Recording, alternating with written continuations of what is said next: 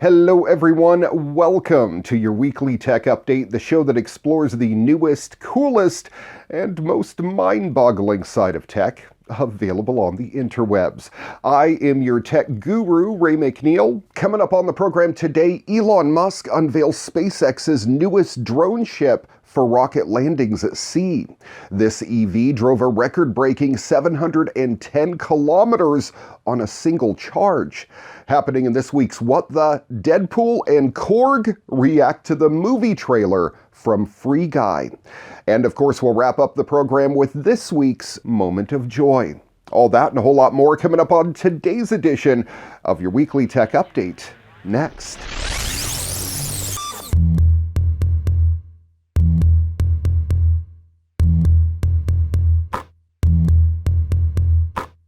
The drone fleet used by SpaceX to catch falling rockets now has a third autonomous ship whimsically called a shortfall of Gravitas.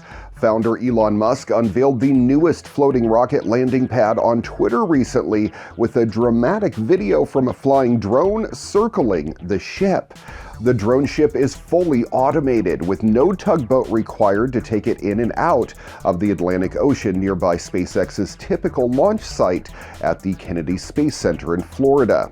The new ship will be put in place in Florida to support Atlantic launches of Falcon Heavy and the flagship rocket of SpaceX, the Falcon 9, that regularly sends Starlink broadband satellites to orbit, and of course NASA astronauts and cargo to the International Space Station. A shortfall of Gravitas will replace the role of the long-running Of Course I Still Love You drone ship, which has supported Atlantic launches since 2015 now. This month, it was switched to the Pacific coast in a month-long journey. SpaceX is ramping up launches of its Starlink satellites in California, requiring more drone ship support to catch the reusable stages of its rockets. Meanwhile, a shortfall of Gravitas will work in the Atlantic alongside SpaceX's other drone ship. Just read the instructions. You gotta love all the names that Elon Musk comes up with. Which, of course, was moved to Port Canaveral from the Port of Los Angeles in 2019. It appears that the drone ships may work together to catch reusable side boosters from the forthcoming launches, if a Twitter conversation in 2018 still holds any water anyway. Back then, Musk said a third drone ship was under construction. Like the other two drone ships, this one is named in honor of work from the late science fiction author Iain M. Banks. The newest ship's namesake is the fictional spaceship experiencing a significant Gravitas shortfall, while the other two ships are also named for vessels that were mentioned in Banks' culture novels. ASOG's arrival also comes as SpaceX is ramping up work on its Starship prototype series that is meant to test out a spaceship that could one day be used as the backbone of a Mars settlement scheme by the California company.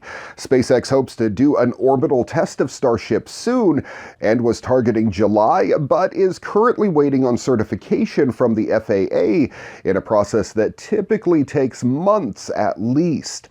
Starship launches from nearby the village of Boca Chica, Texas. Oh, I absolutely love technology, not only the cool tech that we get out of it, but what that tech can accomplish. Of course, Robert Patrick's performance of the T-1000 in Terminator 2 Judgment Day is one of the most iconic in movie history. But would the liquid metal shape-shifting robot have been as good in someone else's hands?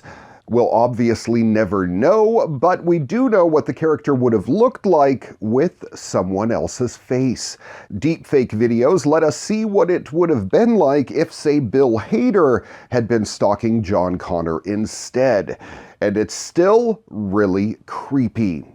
YouTube user Control-Shift-Face, who has previously replaced Tom Cruise's face with Bill Hader's, is back with another deepfake video starring the Saturday Night Live alum. This time, the equally amazing, equally terrifying technology seamlessly superimposes Hader's face over Robert Patrick's in T2. In the clip, the Hader T-1000 searches for John Connor through an arcade before trying to run him down in a semi-truck. They previously previously also inserted Hader into the Final Fury showdown with Arnold Schwarzenegger's T-800. These videos highlight the ways deepfake has already developed into a genuinely astonishing technology, but also how it still has a ways to go as well. The footage of the Hader T-1000 out in the open air looks pretty flawless. If someone knew nothing about Terminator 2, or that Bill Hader was about 12 when the movie was filmed, they wouldn't know that the video was actually faked. But when you watch him behind the windshield of the semi-truck, it begins to look a little like a video game. There's a glossy quality to his face that just kinda looks wrong. Maybe someday soon, someone or something will come back in time and tell us how to fix that. And when they do, obviously it would be really cool if they happen to look like Bill Hader or Robert Patrick. Your favorite video game plumber will soon be available on a Wear OS watch. TAG Heuer announced recently that it's collaborating with Nintendo to make a Super Mario edition of its connected smartwatch featuring the intrepid, iconic hero in a variety of watch faces and animations. It's available right now for $2,150, and that's about what the Connected series has cost this entire time. One of the highlights here, though, is the company's use of Mario's appearances to encourage wearers to get active and reward them when they move. According to TAG Heuer, Mario's upbeat and active personality will encourage wearers of this smartwatch to enjoy moving too. But it's not just about being inspired by simply seeing his face on your wrist. The watch dial will become more animated the more the wearer is active. There's also a gamification reward system at play. Mario will greet you with a salute each morning, and as you move about, you'll get different animations as you hit 25, 50, 75, and 100% of your steps target. These animations feature familiar items from the Mario universe like the Super Mushroom, Pipe, Superstar, and Goal Pole. The company says that this idea was inspired by the notion of Easter eggs, so I suppose you're supposed to treat these animations as such. Even when you're not being active, the TAG Heuer Connected Super Mario Edition interface will remind you of the characters. You can choose from a selection of 4 new watch faces, and they don't just offer red or blue themes. The timekeeping dial, for example, uses retro elements from the '85 version of Super Mario Bros. With Mario all in pixels, one of the designs features Mario's cap, while another takes elements of the game and puts them in a rotating animation of sorts. In addition to on-screen graphics, the watch itself has Super Mario touches. Push buttons, crown logo, and bezel graduation now come in Super Mario Red. And you'll find symbols etched into the bezel that reflect the in-game objects you'll see when you hit your step's goal. A letter M is engraved on strap buckles and the crown, while the words TAG Heuer X Super Mario Limited Edition are also carved into the back of the watch.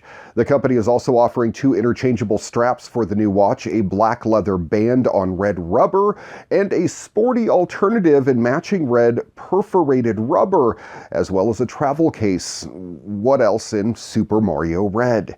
Those hardware touches are pretty important, since even though the Mario faces and skins will be available first on this limited edition, well, TAG Heuer said it's also considering making it available on other editions of their Connected series at a later stage.